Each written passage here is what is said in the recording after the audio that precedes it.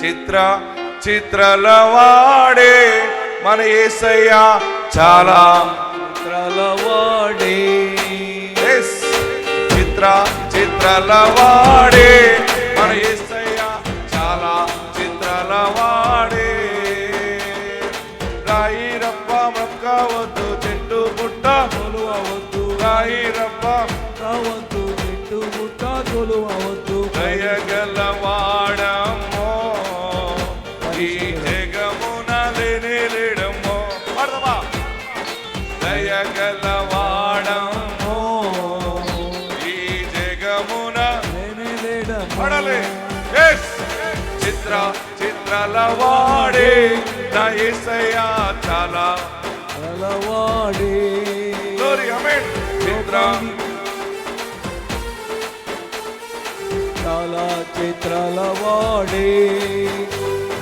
లోకానికి వచ్చినాడు పాపులను రక్షించినాడు, లోకానికి వచ్చినాడు పాపులను రక్షించినాడు. పరిశుద్ధుడొచ్చినాడు ఆ పరమున తెచ్చినాడు. ఆమేన్. పరిశుద్ధుడొచ్చినాడు ఆ పరమున తెచ్చినాడు. చేతులు పైకి ఎత్తబడగలదా. చిత్ర చిత్రలవాడే మన యేసయ్య చాలా గట్టిగా శబ్దం వచ్చినప్పుడు చేతులు బాగా పైకెత్తి. సాతానుడు పారిపోతాడు మనల్ని మాట. దయగలవాడమ్మో ఈ జగమున లేడమ్మో. ఆమేన్. దయగలవాడమ్మో ఈ జగమున లేడమ్మో. చిత్ర చిత్రలవాడే నా యేసయ్య చాలా చిత్రలవాడే. చిత్ర చిత్రలవాడే నా యేసయ్య చాలా చిత్రలవాడే.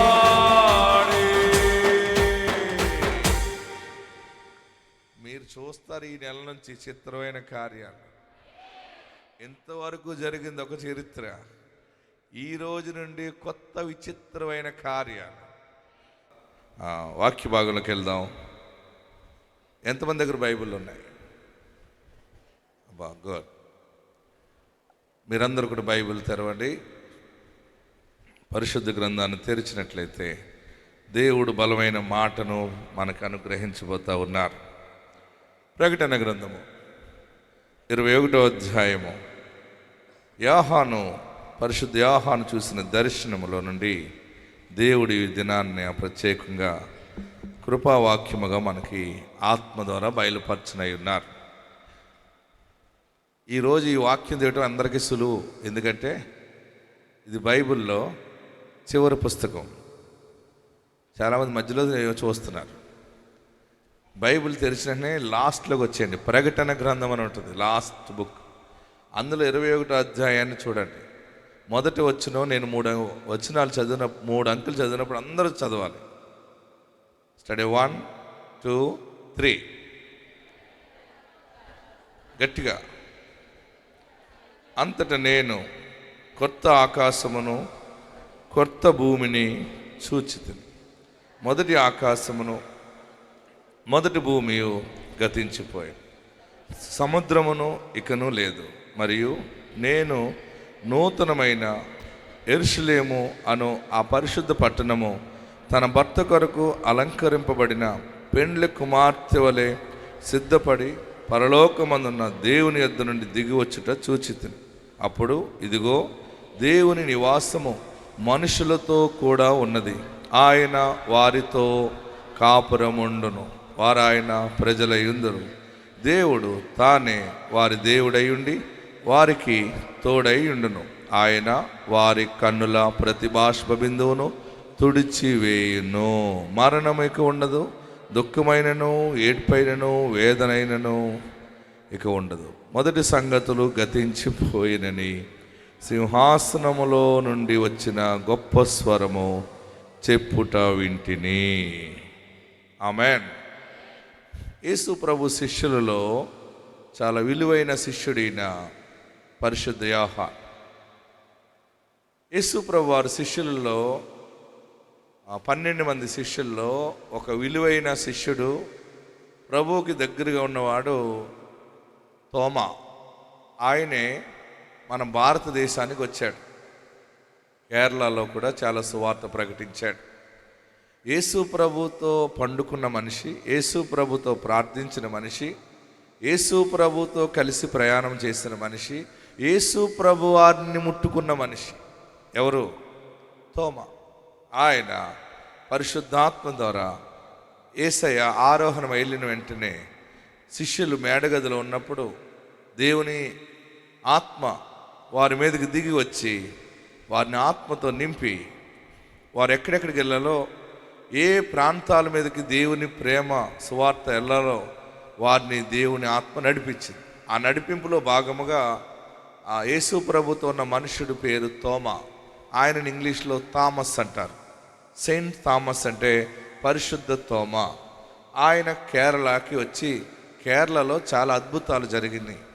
ఆ కేరళలో చాలామంది కేరళ బ్రాహ్మిన్స్ యేసుని అంగీకరించారు. తర్వాత ఆయన సువార్త అనేక ప్రాంతాలు తిరుగుతూ మెడ్రాస్ వెళ్ళి మెడ్రాస్లో చాలా అద్భుతమైన సువార్త ప్రకటించాడు. ఎయిర్పోర్ట్ దగ్గరలో ఉన్నటువంటి ఒక కొండ దగ్గర ఆయన పైన గుహలో ఉన్నాడు. ప్రార్థన చేస్తూ ఉండగా ఈ మనుషుడు అనేక మందిని యేసు నామంలోకి మార్చేస్తున్నాడు అని కక్ష కట్టిన ఆనాటి శత్రు మోక ఆయనను బల్లెముతో, ఆయన మోకాల మీద ఉండి ప్రార్థనలో ఉన్నాడు. వెనకాల నుంచి వచ్చి బల్లెముతో పొడిచి చంపేశాడు. అందుకనే చెన్నై మెడ్రాస్ ఎయిర్పోర్ట్ దగ్గర, చెన్నై ఎయిర్పోర్ట్ దగ్గర కనబడుతుంది అది. మీరు ఎప్పుడైనా మెడ్రాస్ వెళ్ళినప్పుడు, చెన్నై వెళ్ళినప్పుడు చూడొచ్చు. అక్కడ థామస్ మౌంట్ అని ఉంటుంది. అది ఆ పర్వతం తోమా గారు చనిపోయినటువంటి ప్లేస్. అక్కడ తోమా గారిని చంపేశారు. మెడ్రాస్లో ఆయన సమాధి ఉంది. మీరు ఎప్పుడైనా వెళ్ళినప్పుడు చూడొచ్చు.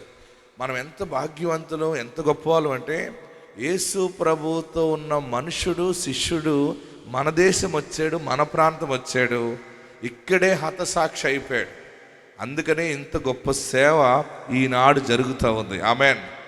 ఆనాడు పరిశుద్ధుల హతసాక్షుల రక్తమే నేటి సంఘానికి విత్తనముగా మారుతూ ఉంది. ఆమెన్ అని చెప్పండి. అలాగనే మరి యోహాను గారు ఆయన టర్కీలో మంచి సువార్త ప్రకటిస్తూ ఉన్నప్పుడు ఆయనని మరుగుతున్నటువంటి నీటిలో వేసేసారు. అయినా కాలిపోలేదు. కాలిపోకపోతే ఆయన తీసుకుని వెళ్ళి పద్మాస్ ద్వీపంలోకి విడిచిపెట్టారు. ఇంతకుముందు మన భారతదేశంలో ఎవరైనా చెప్పిన మాట వినకపోతే వారిని అండమాన్లో జైల్లో పెట్టేవారు. అండమాన్ అంటే సముద్రం లోపల ఒక దీవిలా ఉంటుంది. నేను అండమాన్ కూడా వెళ్ళాను, ఆ జైలుని కూడా పరిశోధన చేసి వచ్చాను. అంటే చెప్తున్నాను, బాగా మరి ప్రభుత్వానికి ఇబ్బంది కలగజేసిన వాళ్ళని తీసుకెళ్ళి అక్కడ పాడేస్తారన్నమాట. అలాగనే ఆ రోజులలో యేసు నామాన్ని ప్రకటిస్తున్నటువంటి యోహాన్ని తీసుకుని వెళ్ళి పద్మాసు ద్వీపం అనేటువంటి ఒక ల్యాండ్లో, సముద్రం మధ్యలో ఉన్నటువంటి ల్యాండ్లో వదిలేశారు. అక్కడ ఎన్నో విష జంతువులు ఉన్నాయి, ఎన్నో భయంకరమైనటువంటి సింహాలు ఉన్నాయి, ఎన్నో భయంకరమైనటువంటి చిరుతపుళ్ళు, సర్పాలు, రకరకాలుగా.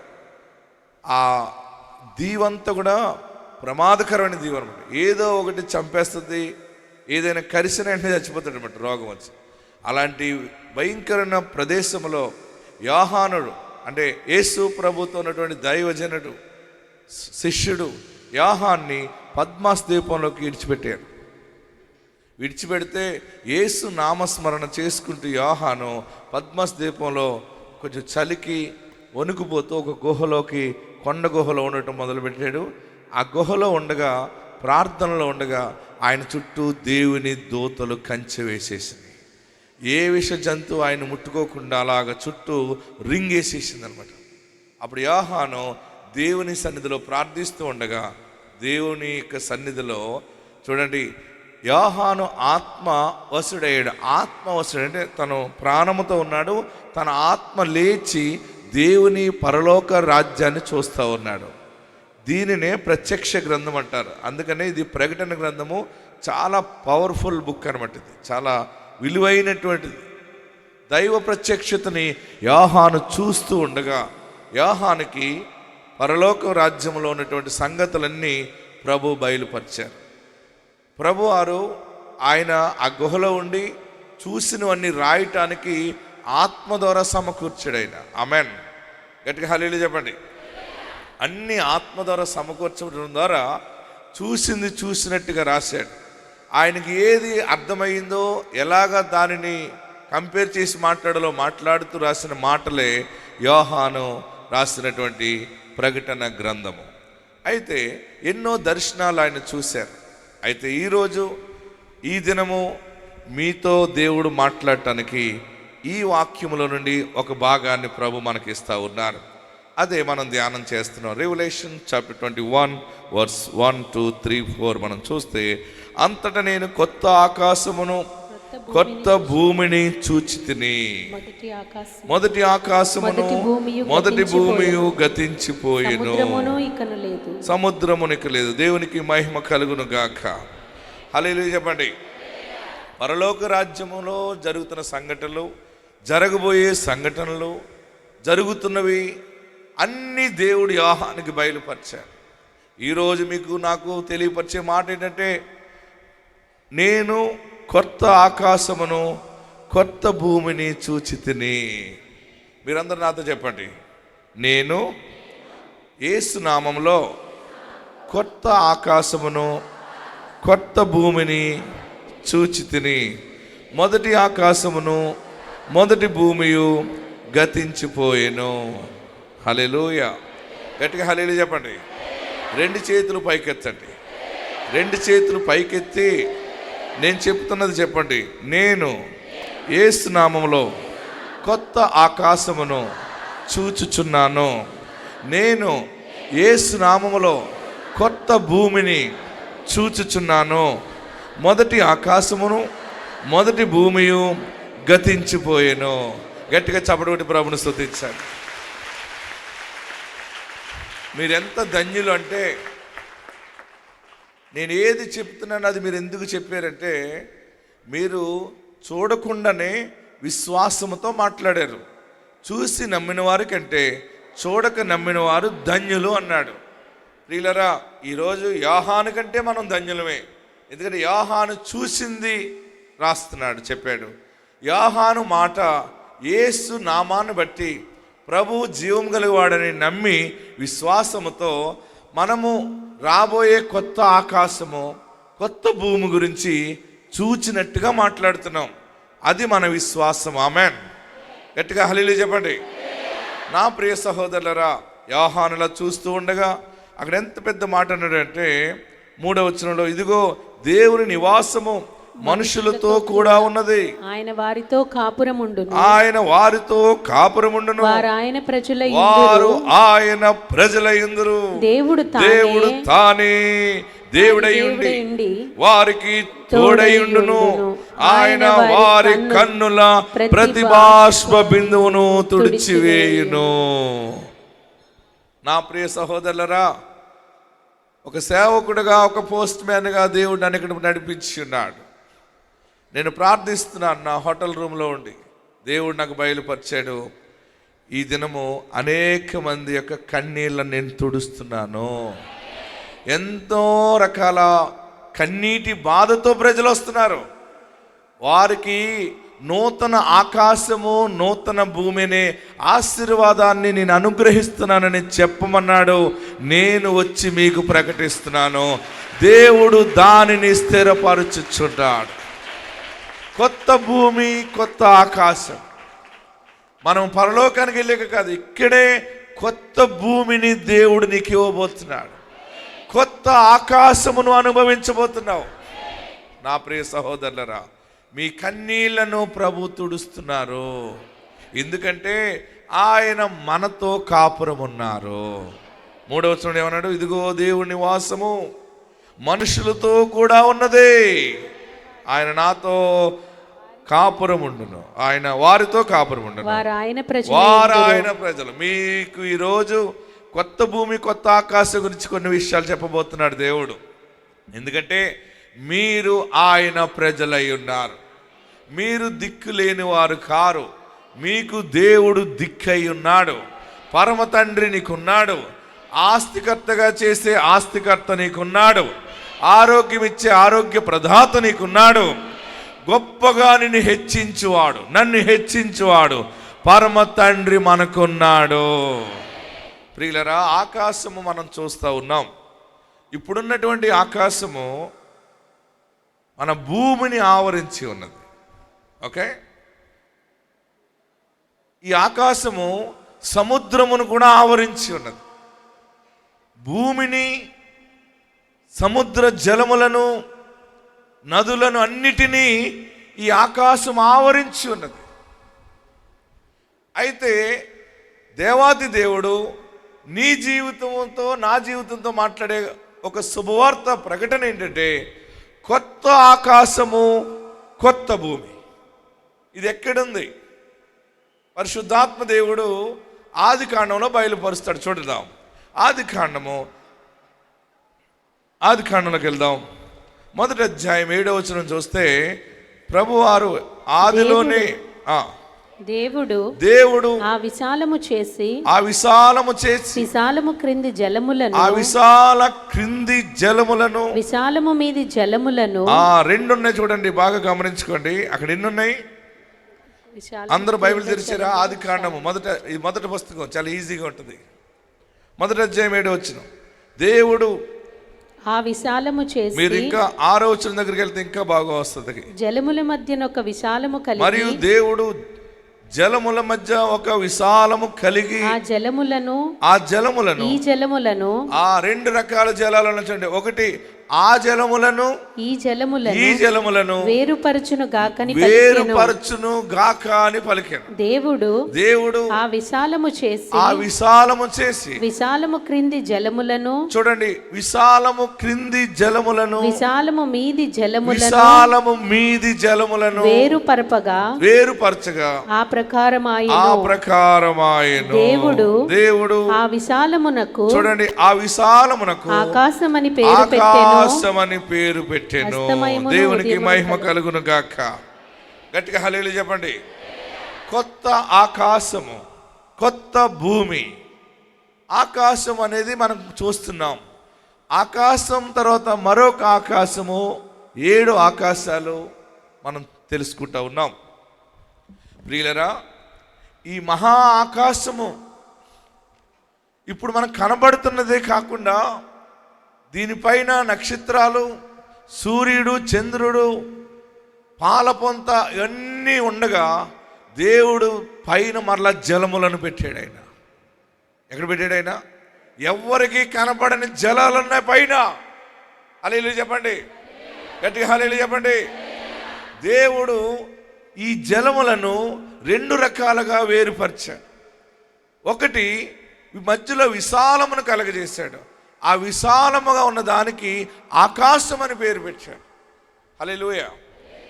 ఆ ఆకాశం అని పేరు పెట్టి, ఆకాశము కింద ఉన్న జలముల దగ్గర మనం ఉన్నాం. నీవు క్రీస్తు నందున్నావు కనుక నూతన సృష్టిగా ఉంటావు. ఆమెన్.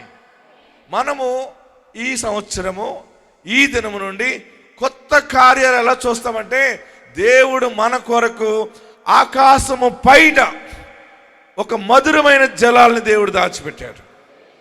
అందుకనే జలప్రళయం వచ్చినప్పుడు నోవాహు దినములలో ఆకాశపు తూములు ఇప్పబడ్డాయి అంటాడు.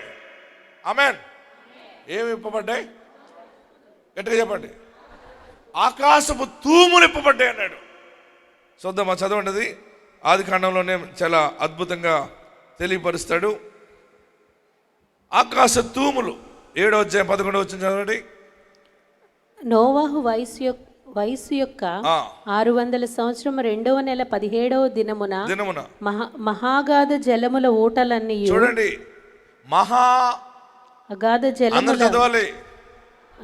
జలముల ఊటలన్నీ తీసుకోండి.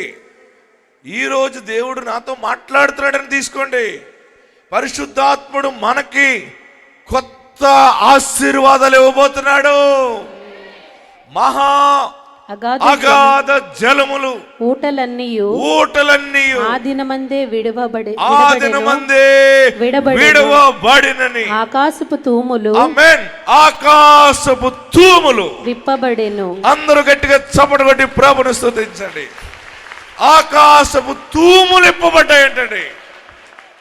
ఆకాశపు తూములు ఇప్పబడితే పైనుండి నీరు భూమి మీద పడితే భూమి నీరుని మొయ్యలేక నీరంతా సముద్రంలోకి ఎలాగ వెళ్తుంటే వంగిపోయిందంట.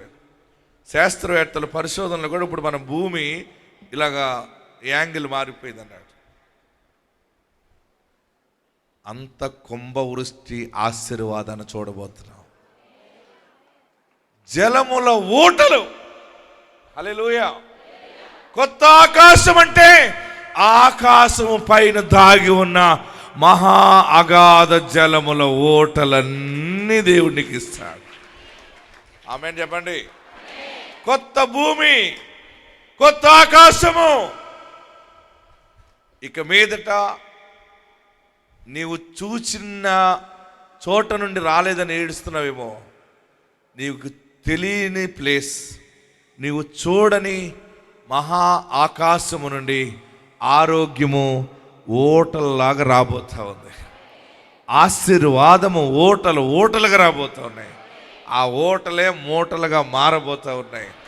లేదో అని ఏడవద్దు. కొత్త భూమిని దేవుడు నీ ఎదుట పెట్టబోతా ఉన్నాడు. కొత్త ఆకాశ జలములు దేవుడు నీ ఎదుట పెట్టబోతున్నాడు.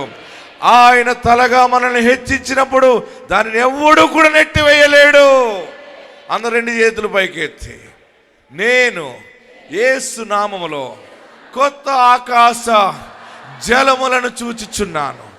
కొత్త ఆకాశ మహా అగాధ జలముల ఊటలు నా యేసు నాకు అనుగ్రహించుచున్నాడు. రెండు చేతులు తలపైన పెట్టుకోండి. మహా అగాధ జలముల ఓటలన్నీ నాకు ప్రాప్తించునుగాక, నాకు ప్రాప్తించునుగాక.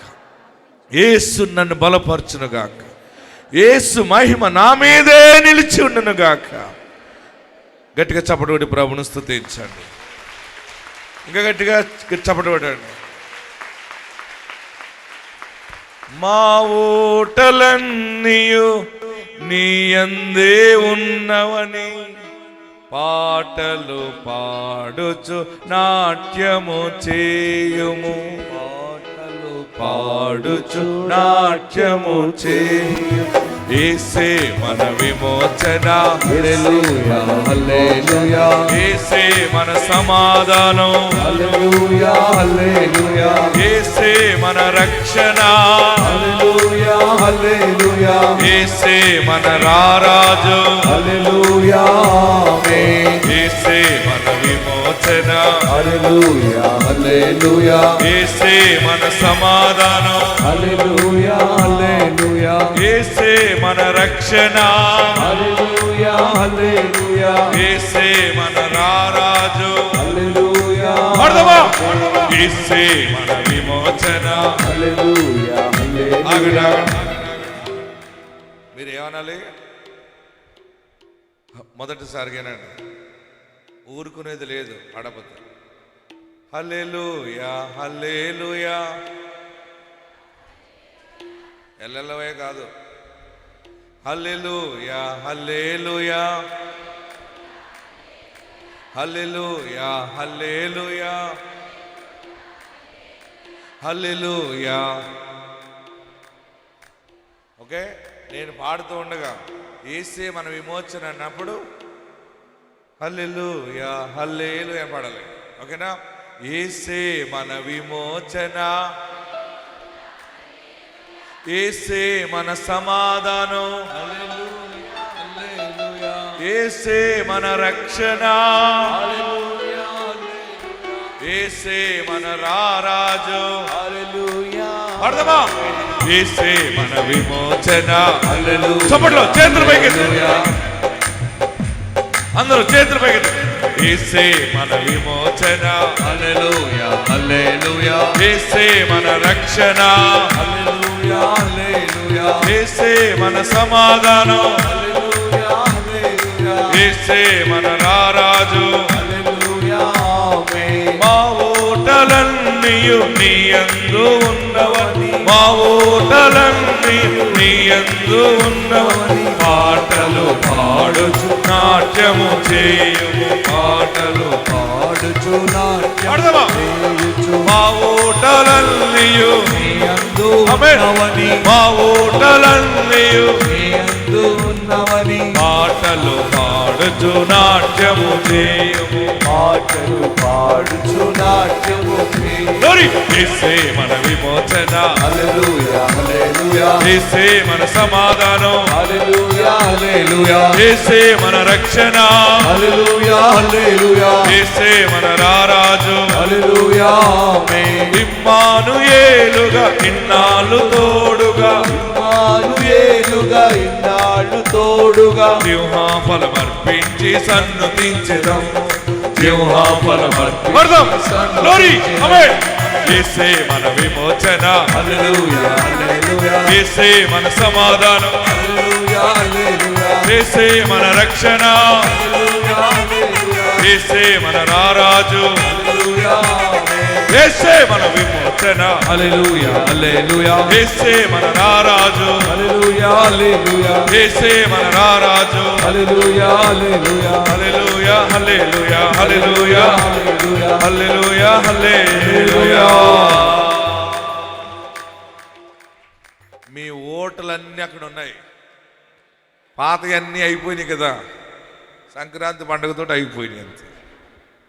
మళ్ళీ కొత్త ఓటలు దేవుడు ఇవ్వబోతా ఉన్నావు, కొత్త పండుగలు చేయబోతా ఉన్నావు, కొత్త ఆస్తిని స్వాధీనపరచుకుంటావు, కొత్త వ్యాపారాన్ని స్వాధీనపరచుకుంటావు, ఎప్పుడు చూడని దీవెన కళ్ళతో చూస్తావు, చేతులతో అనుభవిస్తావు, ఆశీర్వాదములు నిలిచి ఉంటావు.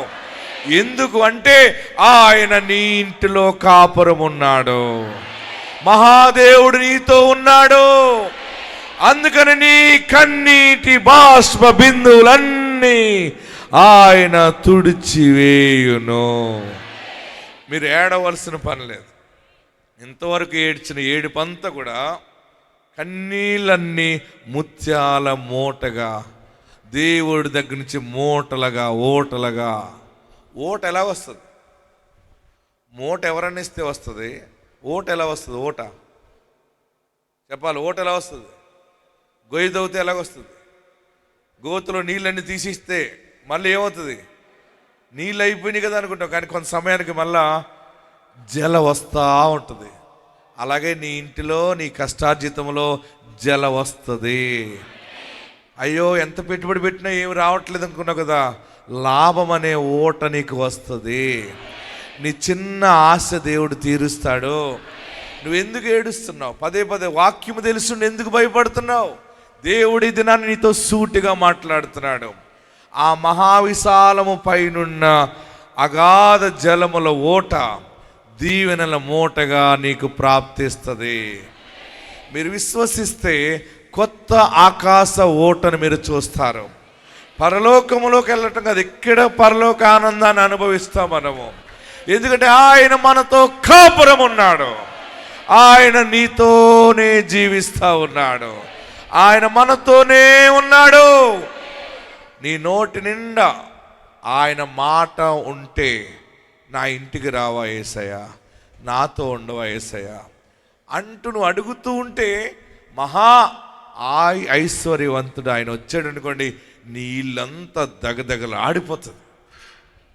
నీ బీరువా నిండా బంగారం ఉంటుంది, చీర మడతలో డబ్బులు ఉంటాయి, నువ్వు వేరే వేరే రహస్యంగా దాచుకునే చోట పరుపు కింద ఉంటాయి, పరుపు లోపల ఉంటాయి, తలదిండ్లో ఉంటాయి,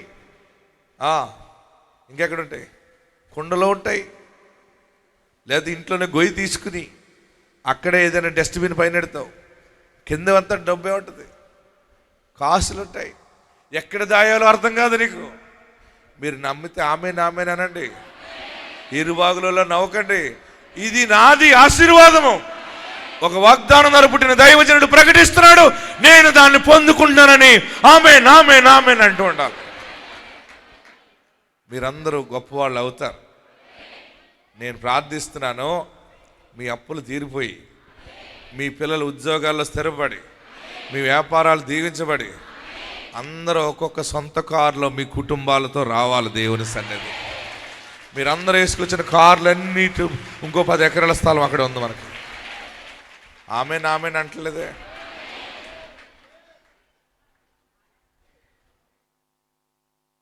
మా బావగారికి బండి నడుపుతానన్నాడు ఒకసారి.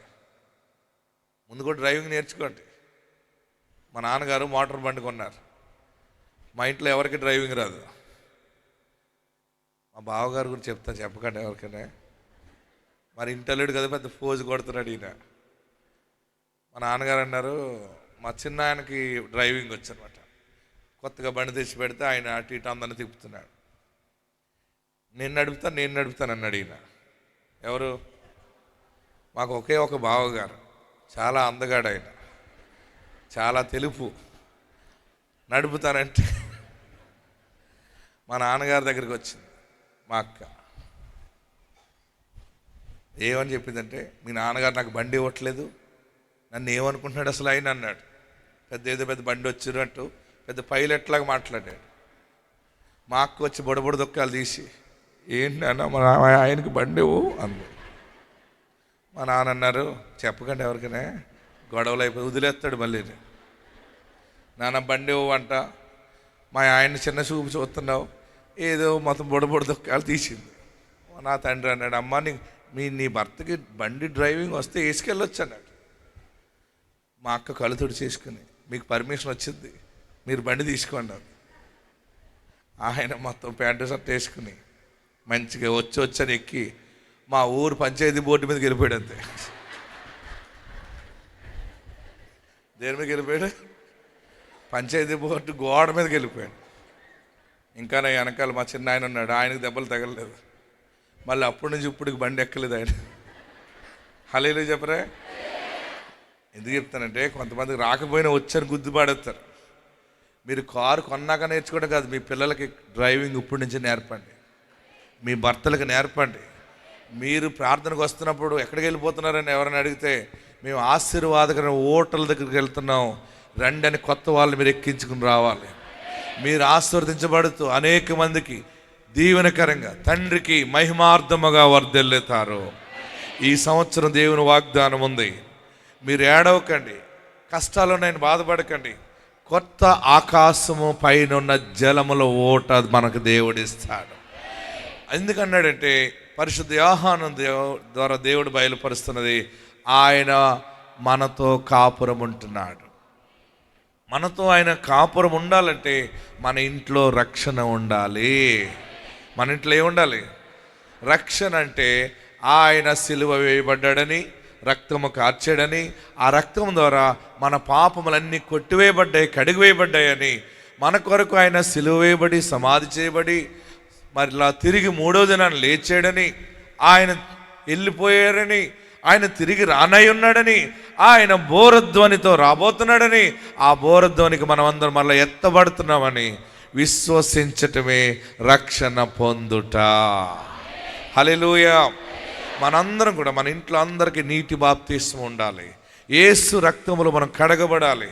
యేసు నామములో మనము బలపరచబడుతూ మన ఇంట్లో ఉన్న వాళ్ళందరి కొరకు రక్షణ కొరకు ప్రార్థన చేయాలి. మీరు ఆశీర్వాదాలు అడగనవసరం లేదు. మీరు అడగవలసిన గొప్ప బాధ్యత ఏంటంటే, అడగవలసింది ఏంటంటే, నీ భర్త రక్షణ కొరకు అడగాలి, నీ భార్య రక్షణ కొరకు అడగాలి. నా బిడ్డలు నేను యేసు నామములో బాప్తిసం పొందాం, రక్షించబడ్డామన్నటువంటి సాక్ష్యం ఉంటే చాలు, ఈ ఓటలన్నిటికి నీవు హక్కుదారురాలుగా ఉంటావు. ఈ ఓటలకి హక్కుదారుడిగా ఉంటావు. మా ఓటలన్నీయు ఉన్నవని నేర్చుకోండి. 2 చేతులు పైకెత్తండి, యేసయ్యా అనండి. మా ఓటలన్నీయు నాతో చెప్పండి. మా ఓటలన్నీయు, నేను చెప్పాక చెప్పండి. మా ఓటలన్నీయు నీ అందే ఉన్నవని, మళ్ళా 2 చేతులు పైకెత్తి. ఓటలు అంటే అనేక రకాల ఓటలు, వ్యాపారములు, చదువులు, జ్ఞానములు, సంపదలు, ఆరోగ్యము, అన్నిటిలో జల వస్తుంది. అన్ని కొత్త ఊటలే.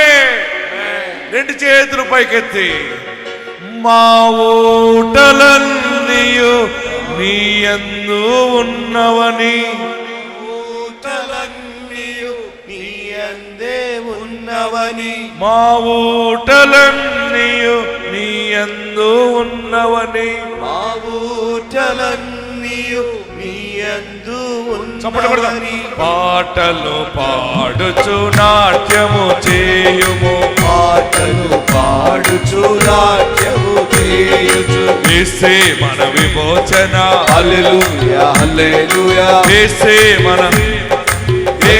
మన సమాధానం, హల్లెలూయా హల్లెలూయా, యేసే మన రక్షణ, హల్లెలూయా హల్లెలూయా, యేసే మన రారాజు, హల్లెలూయా ఆమేన్, యేసే మన విమోచన, హల్లెలూయా హల్లెలూయా, యేసే మన సమాధానం, హల్లెలూయా హల్లెలూయా, యేసే మన రక్షణ, హల్లెలూయా హల్లెలూయా, యేసే మన రారాజు, హల్లెలూయా ఆమేన్. మా ఊటలన్నీయు నీ యందు ఉన్నవని, మా ఊటలన్నీయు నీ యందు ఉన్నవని, పాటలు పాడుచు నాట్యము చేయు, పాటలు పాడుచు నాట్యము చేయుచు, హల్లెలూయా.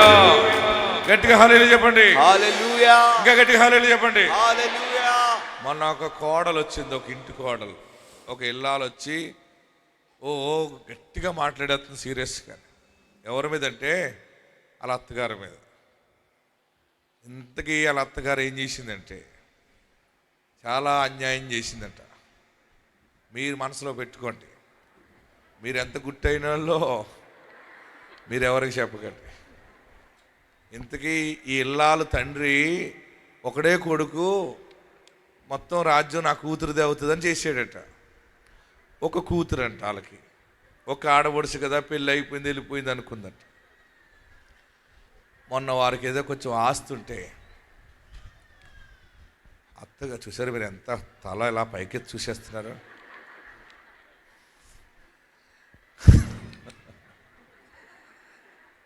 ఏం జరిగిందంటే బాగా బాధపడింది. ఏమ్మా అన్నాను, మా అత్తగారు అసలు మంచిది కాదండి అంటారు. ఏం చేసిందంటే అన్యాయం చేసిందండి. ఆమె ముఖం ఒక చూడబుద్ధి అవ్వట్లేదు పాస్టర్ గారు. తప్పమ్మ అలా అనకూడదు. ఏమైందంటే మా ఆయన ఒకడే ఆమెకి కొడుకు, ఆస్తి కనీసం ఏమన్నా ఉంటే శరిసగం అన్న ఇవ్వాలి, కానీ మొత్తం ఆస్తి అంతా నా తదనంతరం నా కుమార్తెకి అల్లుడికి వాళ్ళకే చెందును అని రాసిందట. కుమారుడికి కోడలికి ఇవ్వని అవసరం లేదు అని రాసిందట. అది అత్తగారు ఊరు వెళ్ళినప్పుడు ఎప్పుడో పెట్టిలో పెట్టుకుంటే కోడలు చూసేసింది, వీలునామా రాసింది చూసేసింది. ఈ కోడలు కుదురుగా ఉండరు, అత్తగారు లేనప్పుడు ఏం చెప్తారు, అన్నీ చూస్తుంటారు, ఏమున్నాయి ఏం దాచుకున్నారు చూసేవాళ్ళు మీలో ఉంటారు కూడా. మనం ఎవరే ముట్టుకోకూడదు, ఎవరే చూడకూడదు, ఎవరి ఫోన్లు ముట్టుకోకూడదు, ఎవరి వస్తువులు ముట్టుకోకూడదు. అది మంచి పద్ధతి అనమాట. మొత్తం మీద చూసింది, మనసు ఇరిగిపోయింది, ఫోటో తీసుకుంది, నా దగ్గర పట్టుకొచ్చింది. ఏమంటే ఇలా జరిగిందంటే ఇది న్యాయమా అన్యాయమా అంది. నేనేం చెప్పాలి ఇప్పుడు? మీరు చెప్పండి, మీరే న్యాయమూర్తులు. ఇప్పుడు ఆస్తి ఏదన్నా ఉంటే ఏమో ఎలా ఇవ్వాలి చెప్పండి. కొందరు ఏం చేస్తారంటే కొడుకు ఎక్కువ పెడతారు, కూతురు తక్కువ ఇస్తారు, ఏదో మొత్తం చేసుకుంటారు. ఇంకా ఏమైనా దెబ్బగా వస్తే, పంపకాలకు వస్తే ఏం చేయాలి? గర్భాన్ని పుట్టింది మగబిడ్డైనా ఆడబిడ్డైనా ఈక్వల్, సమానంగా వెళ్ళాలి. ఈ తల్లి ఏం చేసిందంటే ఈ పెద్ద ఆమె మొత్తం కూతురికి రాసేసింది. కోడలు ఏడుపు ఏడుపు ఏడుపు, ఏడవకమ్మా.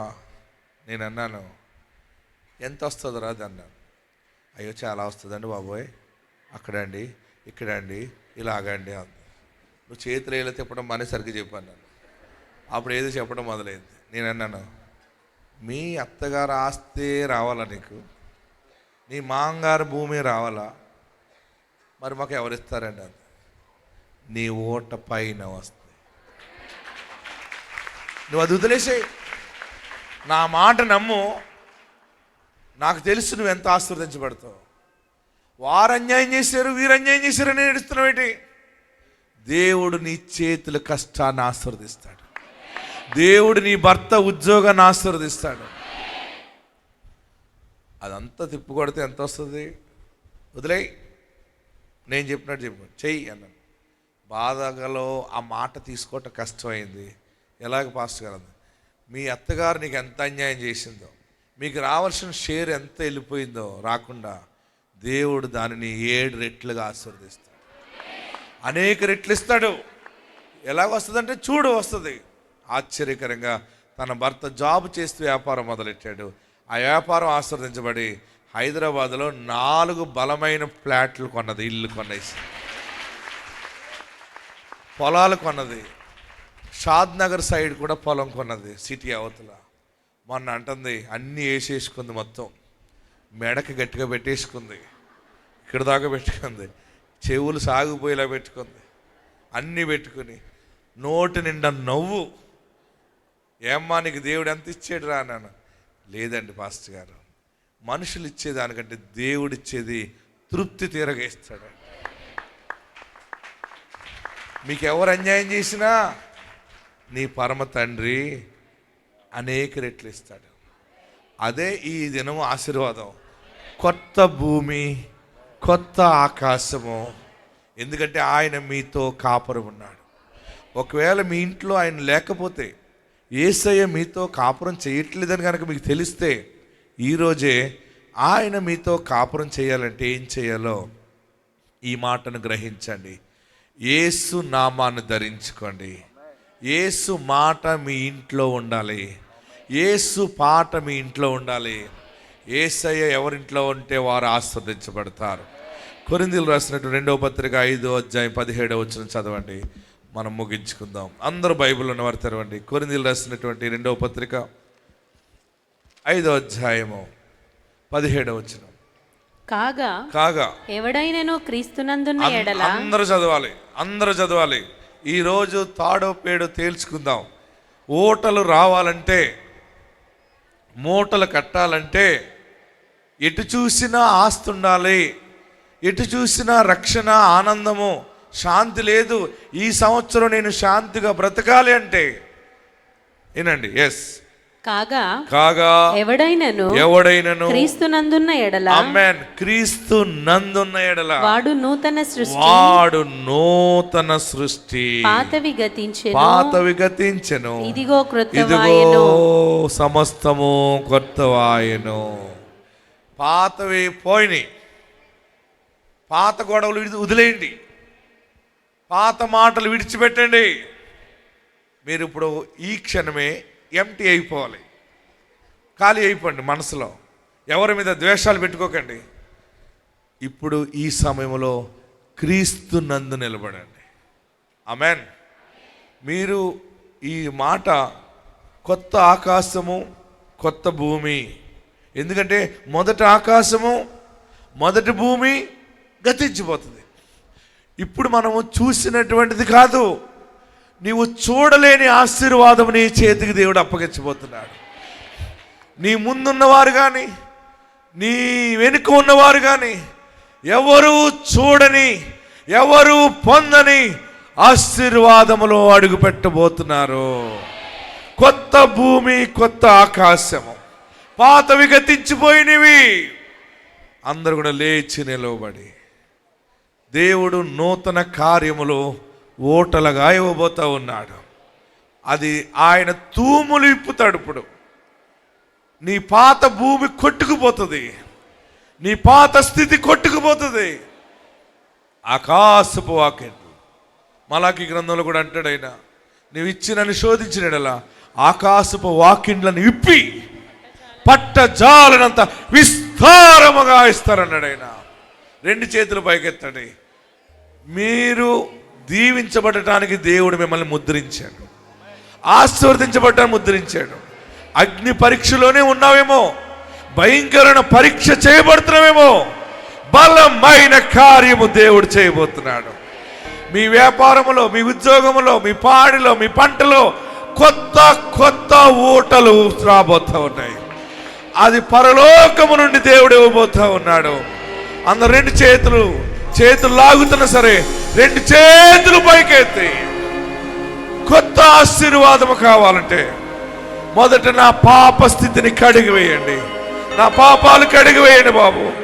నన్ను పరిశుద్ధపరచండి బాబు. అందరూ కూడా యేసయ్యా నా పాపాలు క్షమించండి, నన్ను పరిశుద్ధపరచండి, నన్ను పవిత్రపరచండి, నన్ను నీ రక్తంలో కడగండి, శుద్ధినిగా చేయండి. హల్లెలూయా, హల్లెలూయా, హల్లెలూయా. ఇక పాపము చేయనయ్యా. నా గుండె నిండా నిన్ను రక్షకుడిగా స్వీకరిస్తా. నా ఇంటికి రక్షణ దయచి, నా ఇంటికి రక్షణ దయచి. అందరు రెండు చేతులు కిందకి దించండి. నా పాపాలు క్షమించని అడుగు. ఏడుస్తున్నావా? నెమ్మది లేదా? శాంతి లేదా? ఏదనుకున్నా జరగట్లేదు, అంతా కఠినమైపోయింది. అసలు దేవుడు ఉన్నాడా? దైవం ఉన్నదా? నేను ఒక అద్భుతం చూస్తానా అని ఏడుస్తున్నావా? ఆయన నిన్ను మీద దయ చూపుతున్నాడు. ఆయన నీ మీద దయ చూపుతున్నాడు. నీ కన్నీటి బాష్ప బిందువు తొడవబడుతుంది. నీ కన్నీరు తొడవబడుతుంది. నీ కన్నీళ్లు తొడవబడతాయి. అప్పులున్నాయని ఏడుస్తున్నావా? రోగం ఉన్నదని ఏడుస్తున్నావా? చాలా అన్యాయం జరిగిందని ఏడుస్తున్నావా? ఏడవకు, ఏడవకు. నీ పక్షంగా దైవం ఉన్నది. మనుషులు నిన్ను దూరం పెట్టారేమో కానీ దేవుడు తన చేతులతో నిన్ను హత్తుకుంటా ఉన్నాడు. నీ చెయ్యి విడివడైనా. బిడ్డకు ఉద్యోగం లేదు, ఎలాగ స్థిరపడతాడు? పిల్లలాగా ఉంది, పెళ్లి చేయలేకపోతున్నాను, నా వల్ల కాదని ఏడుస్తున్నావా? రాజకుటుంబంలో నీ బిడ్డ ఉండబోతా ఉంది. రాజప్రతినిధిగా నీ కుమారుడు ఉండబోతా ఉన్నాడు. నీ కన్నీళ్లను బాష్ప బిందువులుగా, వాటన్నిటిని ఆనంద బాష్పాలుగానే మారుస్తాయి. అందరు రెండు చేతులు పైకెత్తి, నాకు నువ్వు కావాలయ్యా, నీ సన్నిధి కావాలయ్యా, నువ్వు ఉంటే చాలు బాబు. అందరూ కూడా గట్టిగా ప్రార్థన చేయండి, అడగండి. నా ఇంటికి యజమానిగా ఉండు. నా ఇంటిలో సాతానుడు చోటు చేసుకున్నాడేమో, నా ఇంటిలో నీవు ఉండాలి. నా ఇంటిలో, నా గదులలో, మనుషులలో, అంతటిలో నీ మహిమ ఆవరించాలి. నువ్వు కావాలయ్యా. అందరూ రెండు చేతులు తలపైన పెట్టుకోండి. నన్ను ఆశీర్వదించు, నన్ను ఆశీర్వదించు. ప్రార్థన చేయి. బ్రతకాలని లేదా? నెమ్మది లేక ఏడుస్తున్నావా? ఏ రోజు ఏమవుతుందో తెలియదు అన్నట్టున్నావా? నీ కోసము పరమ తండ్రి లోకానికి వచ్చాడు. నీకంటూ ఒక మనుషుడున్నాడు. నీవు దిక్కు లేని వాడవు కాదు, నీవు దిక్కు లేని దానము కాదు. అందరూ రెండు చేతులు తలపైన పెట్టుకొని, నా గుండె నిండా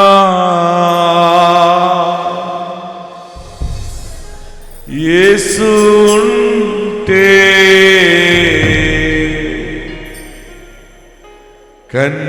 కన్నీలే ముత్యాలు. గుండె నిండా కన్నీళ్ళున్నాయా? ఎవరు ముందు ఏడవలేకపోతున్నావా? గుండె గుడిలో యేసు ఉంటే కన్నీలే ముత్యాలు. గుండె గుడిలో యేసు ఉంటే దుఃఖమైనా సంతోషం. గుండె నిండా నువ్వే నా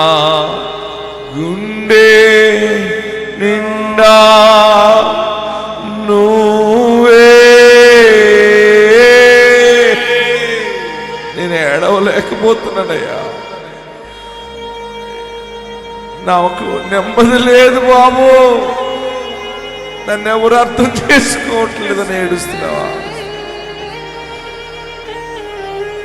జాబు లేదు, వ్యాపారం లేదు, ఏది కలిసి రావట్లేదు, అన్నీ లోయ మార్గముగానేమైపోయింది, ఉన్నవన్నీ తాకట్లోకి పోయినాయి. చివరిగా బ్రతకాలని లేదు, చనిపోతే మేలని ఏడుస్తున్నావా?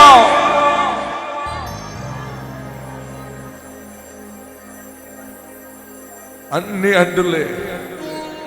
ఏదో జరుగుతుంది, ఏదో జరుగుతుంది, జరుగుతుందనేటప్పటికి ఎవరో ఒకరు ఆటంకపరుస్తున్నారా?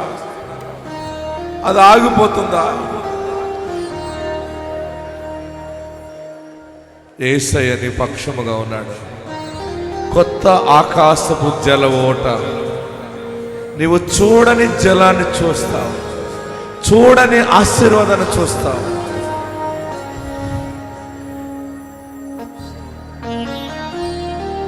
శోధనలే నన్ను కుదిపివేసే, ఆదరణే నాలో కొదువాయే, అతుకుల బ్రతుకులో గతుకుల మార్గం, ఎటు చూసినా ఏడారులే. రెండు చేతులు పైకెత్తి ఎటు పోయినా స్ట్రైట్ గా పైకెత్తి. సాతానుడు చేతులు లాగేలా చేస్తాడు, అయినా సరే చేతులు పైకెత్తి. ఎటు చూచినా ఏడారులే, ఎటు పోయినా ఎండమావులే. మరలా రెండు చేతులు తలపైన పెట్టుకోండి. యేసయ్యా దిగిరావా, వేగిరమే కృపా చూపవా. నీ ఇంట్లో శుభకార్యము జరగబోతా ఉంది. నీ ఇంటికే పెళ్లి వారు రాబోతున్నారు. నేను ఎక్కడికి వెళ్ళాలి, ఎవరిని అడగాలి, ఏముందని అడగని అనుకుంటున్నావు కదా, దేవుడు నీ ఇంటికి పెళ్లి వారిని పంపిస్తున్నాడు. తారీఖు ఖాయం అవుతుంది, శుభలేఖలు పంచిపెడతావు, మరలా ఇల్లు కట్టబడుతుంది, ఆగిపోయినవి ముందుకెళ్తాయి. ఆ మహా ఆకాశం పైన ఆ అగాధ జలముల ఓటలు దిగి వస్తున్నాయి. ఆ ఓటలన్నీ దీవెనలుగా రాబోతున్నాయి. కన్నీటి బాష్ప బిందువులు తుడవబడుతున్నాయి. యేసుతో సహవాసము. నా పాపాలు క్షమించయ్య, నన్ను పరిశుద్ధపరిచయ్య, నన్ను బాగు చేయి బాబు అని అందరూ ప్రార్థనలో ఉండండి. హల్లెలూయా. స్తోత్రం, స్తోత్రం.